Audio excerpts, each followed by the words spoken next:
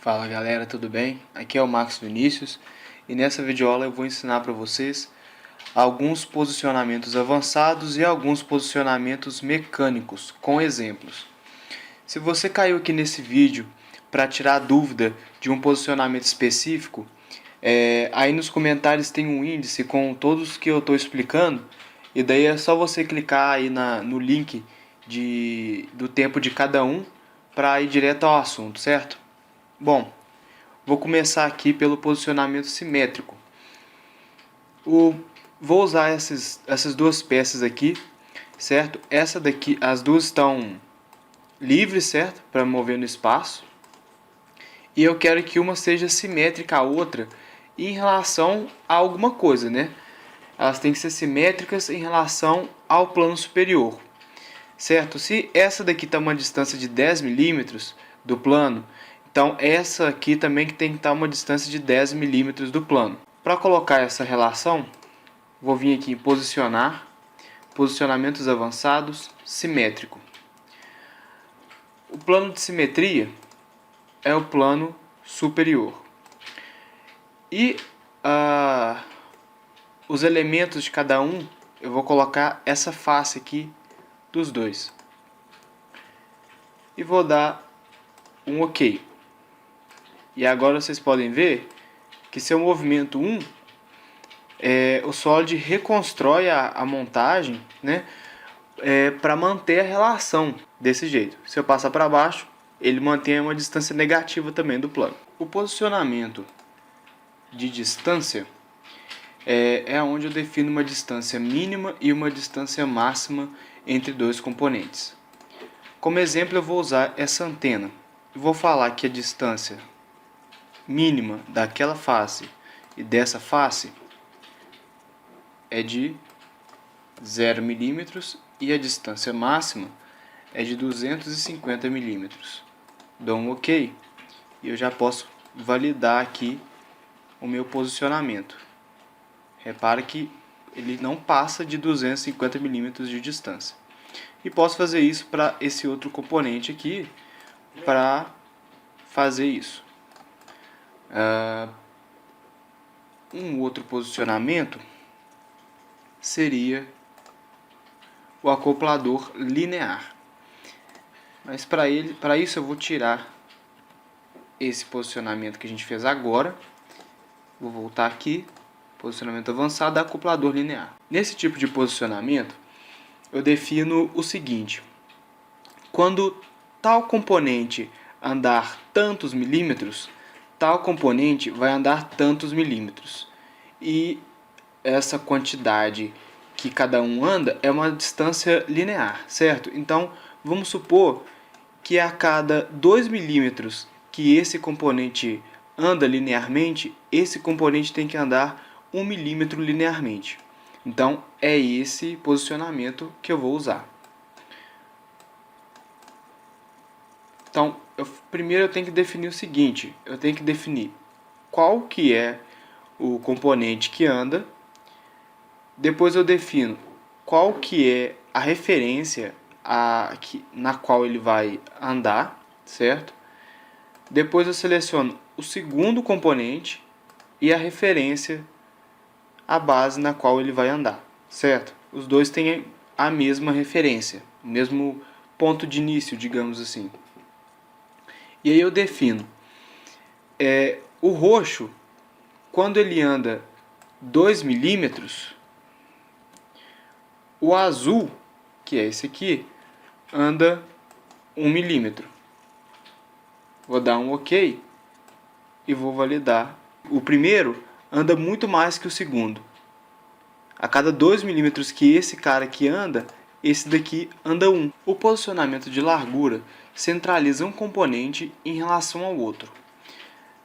Nesse caso, eu quero centralizar essa peça nessa peça, certo?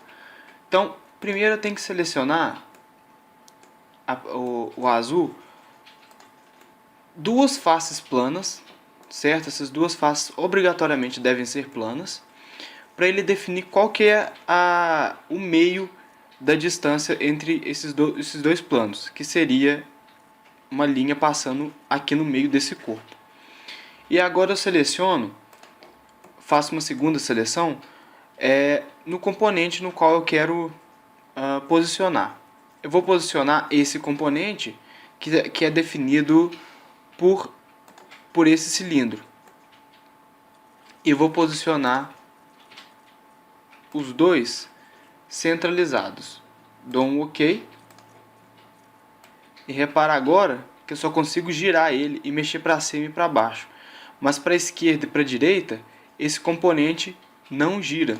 Aliás, não gira não, ele não anda nem para a esquerda nem para a direita, porque agora o cilindro está centralizado nesse eixo passando nessa peça aqui. Esse posicionamento funciona com outros tipos de geometria também.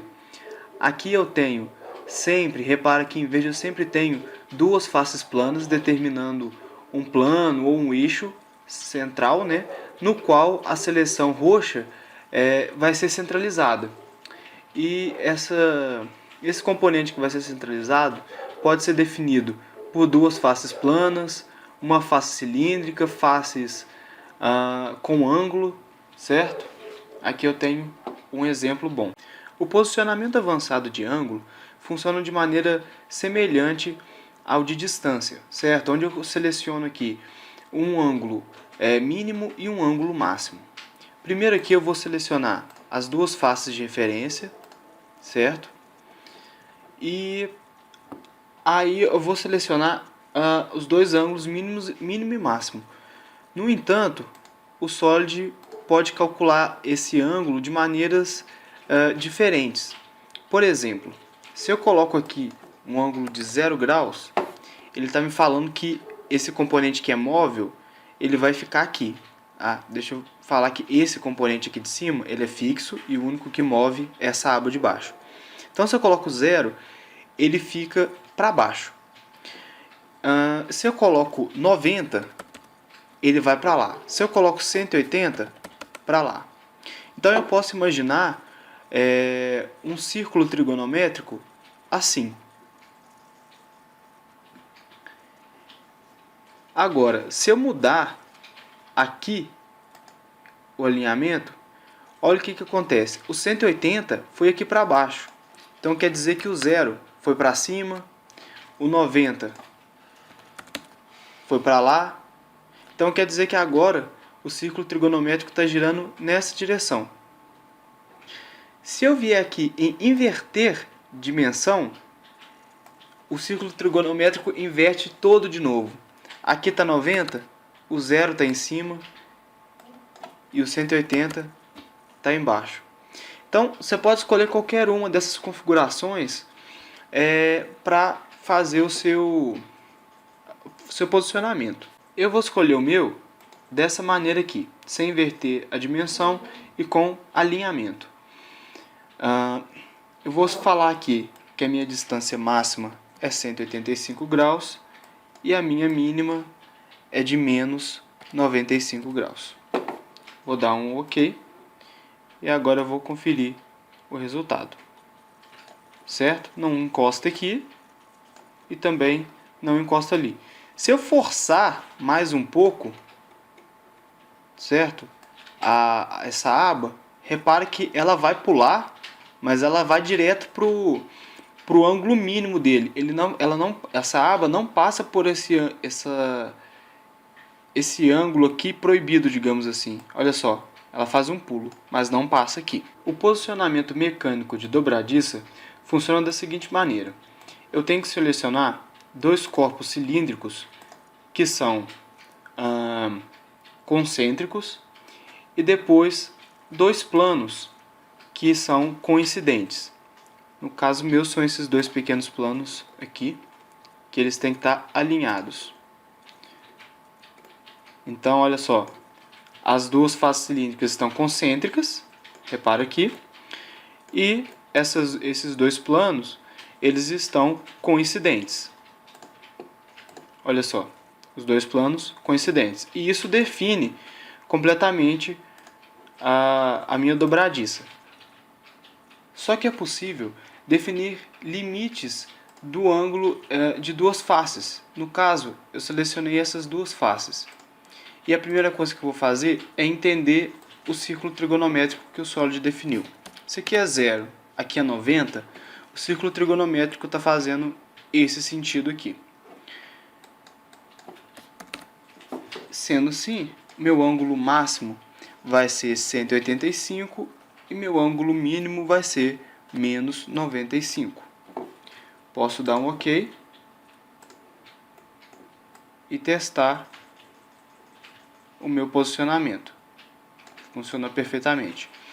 A vantagem desse posicionamento de dobradiça ou articulação é que eu posso fazer 3 posicionamentos dentro de um só, que do ponto de vista de produtividade é muito melhor. Essa dobradiça não precisa de ser usada só para dobradiças. Qualquer coisa que tenha duas faces que sejam, aliás, dois corpos que sejam cilíndricos e que estão concêntricos ao mesmo tempo, como nesse exemplo aqui, e que também tenham duas faces, essa e essa aqui de baixo, que sejam coincidentes ao mesmo tempo, eu posso usar esse recurso. E ainda a mais que isso, eu ainda posso definir aqueles ângulos máximos e mínimos, no caso que está definindo entre essas duas faces. No posicionamento mecânico de kame, eu vou usar um kame exatamente, né, para exemplificar bem o que é. Eu vou selecionar todas as faces do kame e depois vou selecionar qual é o elemento que deve seguir essa superfície. No caso, vou selecionar essa face cilíndrica e posso já dar um OK, que agora aonde esse kame for, aquela ponta que eu selecionei por último, ela vai segui-lo, certo? Repara aí, todos os outros aqui estão funcionando da mesma maneira. A gente pode ver aqui, todos eles funcionando. Mas não necessariamente eu tenho que usar esse posicionamento quando eu tenho um kame e esse tipo de seguidor de linha. Eu posso usar qualquer outra coisa que tenha que estar acompanhando um caminho. Talvez isso aqui possa ser útil. Vai assim, da imaginação de vocês também. Aqui tem um exemplo. Eu tenho esse exemplo aqui desse kame. Repara que eu posso colocar uma face plana, uma face circular ou um vértice para seguir uma face ou esse caminho aqui. O posicionamento de pinhão em cremalheira, ele faz o seguinte: ele faz com que um elemento linear, vamos supor aqui essa linha da cremalheira, e um componente circular de uma engrenagem, ou se não de um pinhão, faz com que, por exemplo, uma rotação completa desse componente circular faz com que esse componente linear ande tantos milímetros. É isso que esse posicionamento faz. Não necessariamente eu preciso de ter dentes nas minhas peças para ele funcionar. Esse posicionamento ele não considera que um elemento está tocando no outro e por isso que está transmitindo movimento. Não, é uma coisa bem virtual. Quando um componente roda meia volta, o outro anda tantos milímetros. É assim que funciona. Então aqui eu escolhi primeiro a cremalheira, né? Eu quis escolher essa reta aqui, mas eu poderia escolher essa reta ou essa reta aqui, por exemplo. E agora eu tenho que escolher o pinhão ou a engrenagem. Eu vou escolher esse cara aqui, que está em contato com ele. Eu vou escolher essa circunferênciazinha aqui. Eu poderia escolher, por exemplo, essa outra circunferência aqui, esse arco. Esse arco pequenininho que parece uma reta aqui, também dá certo. O que eu vou fazer? eu vou colocar um curso revolução de 39,5. Olha só o que aconteceu. Na hora que eu dei o OK, o movimento está certo. Enquanto esse cara roda, a cremalheira vai andando. Só que eles estão em contato, eu tenho que arrumar isso. Então o que eu vou fazer? Eu vou vir aqui na minha relação que eu acabei de adicionar, vou suprimir ela e vou mexer os dois componentes aqui de maneira que eles se encaixem perfeitamente. Aqui tá bom. Agora eu venho aqui de novo e cancelo a supressão. E agora olha só, enquanto um mexe, o outro mexe também. Se eu rodo esse, o outro mexe. Mas vale lembrar que isso aqui, se você desenhar uma cremalheira e uma engrenagem sem cálculo nenhum, isso não vai dar certo, né? Você tem que saber o que colocar nessa caixa aqui. E a cremalheira e a coroa ou o pinhão, a engrenagem, eles têm que ter o mesmo módulo para isso funcionar. Então eu vou deixar um PDFzinho aí para vocês baixarem e verem como é que faz esse cálculo. E uma coisa que eu não discuti direito é isso aqui. O que significa curso por revolução cremalheira? Significa que a medida que eu coloco aqui é qual é a distância que a cremalheira anda a cada uma volta que a engrenagem dá. O outro posicionamento que eu vou usar aqui é o de engrenagem, dessa com essa. Mais uma vez, esse posicionamento de engrenagem, assim como a cremalheira, ele não considera que um corpo está encostando no outro. Ele simplesmente faz uma relação de rotação. Se esse cara dá uma volta, quantas voltas que esse dá? É simplesmente isso. Posso selecionar duas faces cilíndricas dos dois, essas duas faces aqui de dentro dos dois. Posso selecionar esse círculo aqui e esse. Posso selecionar esse arcozinho aqui, que eu vou selecionar ele, e esse arcozinho aqui. Certo? E então, eu vou colocar a razão de cada um. No caso, também vou estar deixando aí um guia de cálculo para vocês calcularem as engrenagens. Por quê? Essa razão que eu tenho que colocar aqui agora depende do número de dentes de cada uma ou então do diâmetro de cada uma, certo? E além disso, as duas têm que ter o mesmo módulo. Vocês vão ver isso, que é isso no PDF que eu vou deixar para vocês. Se esses requisitos não forem cumpridos, uma não vai coincidir com a outra. Uma vai girar, a outra vai girar junto, mas os dentes não vão coincidir.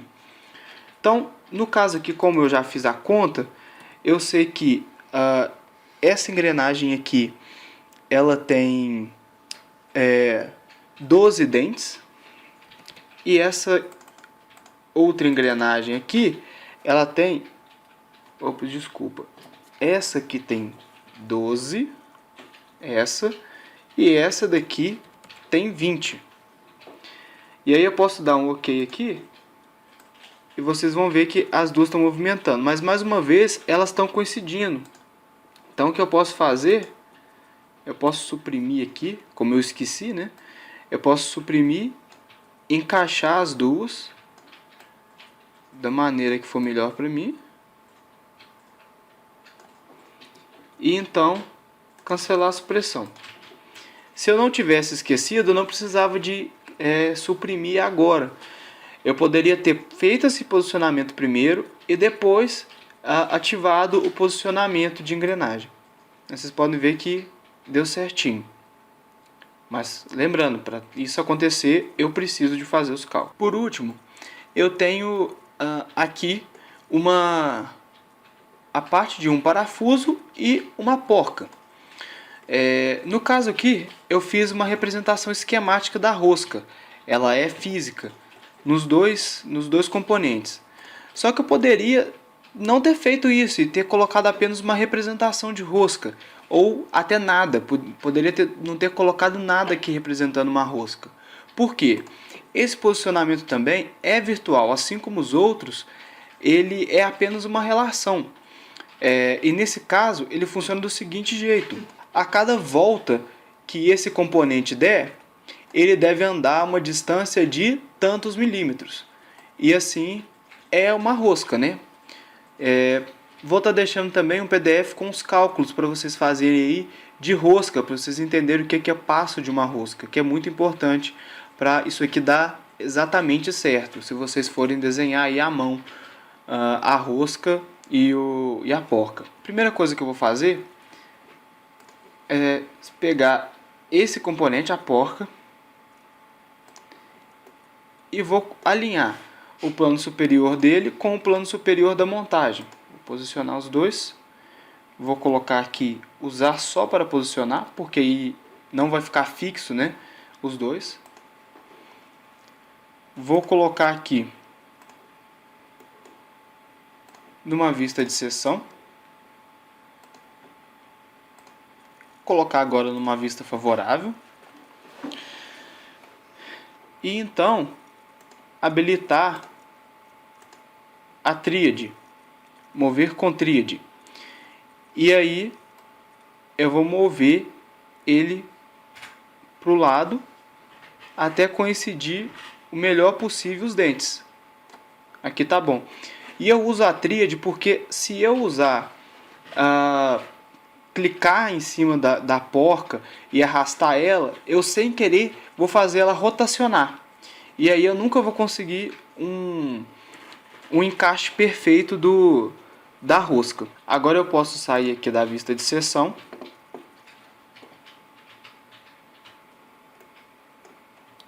Vou selecionar um componente circular da porca.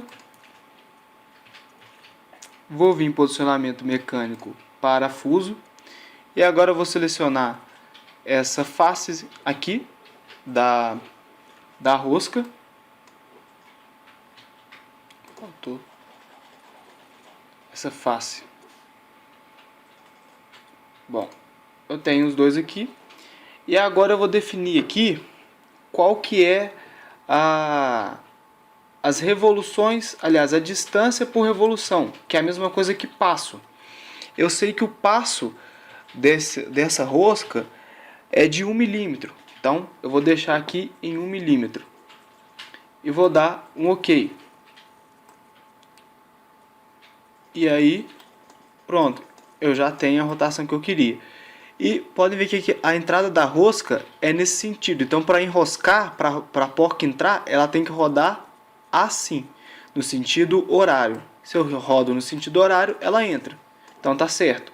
Se não tivesse certo, eu poderia desselecionar essa caixa aqui de inverter. Bom, como vocês viram aqui, nos elementos que eu devo selecionar, é só selecionar duas entidades circulares. No caso, eu selecionei essa face, que é circular, e selecionei essa aresta aqui, ó, iniciando aqui, tem uma aresta que se inicia e vai até lá na metade, que é uma aresta da porca. Eu poderia colocar também revoluções por milímetro, ou seja, quantas voltas que a porca dá para andar 1 milímetro. Então, se eu colocar aqui uma volta, a cada uma volta ela anda 1 milímetro. Se eu colocar 2, a cada 2 voltas ele anda 2 milímetros. Certo? Então é isso aí, pessoal, que eu tinha para mostrar para vocês. Qualquer sugestão de videoaula ou uma dúvida de vocês, é só deixar aí nos comentários que eu vou responder se eu tiver um tempinho aqui, né?